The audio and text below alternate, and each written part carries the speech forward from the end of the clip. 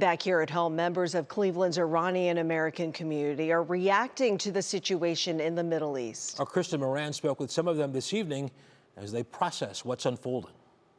Iranian Americans living in Cleveland say they are feeling a mix of emotions following the U.S. strikes on Iran over the weekend. It was unbelievable to see the news, and I didn't know to be happy, to be sad. It was a mixed feeling. One Cleveland woman who asked to not be identified, citing safety concerns amid heightened tensions related to the ongoing conflict in the Middle East, says she received texts about what happened and immediately checked social media and saw the news about the death of Iran's supreme leader. It felt really unreal because we couldn't believe that the long-time suppression, humiliation, destruction, and that systematic brutality would end one day.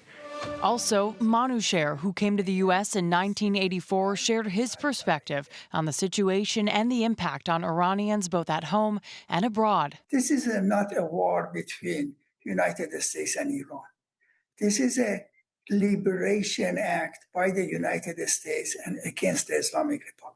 He emphasizes the distinction between the Iranian people and the government, highlighting years of brutality under the Islamic Republic. Unfortunately, Islamic Republic took over Iran back 40-some odd years ago, and ever since have brutalized the majority population of Iran. And for many members of Cleveland's Iranian American community, these events are both personal and historic. We are just rejoicing. We are really happy because eventually we can see a future, a bright future with hope for ourselves, for the next generation. And Manouchehr says there are plans to hold a march in Public Square soon to thank the U.S. and Americans for freeing Iranians from what he calls 47 years of nightmare arrests. Kristen Moran here in the studio. Thank you. Meanwhile, Americans are stranded in the Middle East as flights are canceled amid escalating strikes. The U.S. State Department is urging citizens to leave while they still can. But with thousands of flights canceled, many Americans are now scrambling to find a new way home.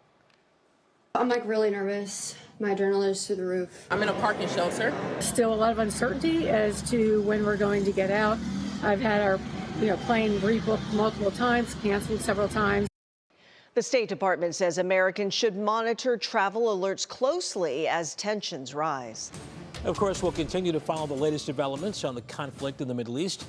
You can download the free WKYC app for updates and more, or go to our website, of course, WKYC.com.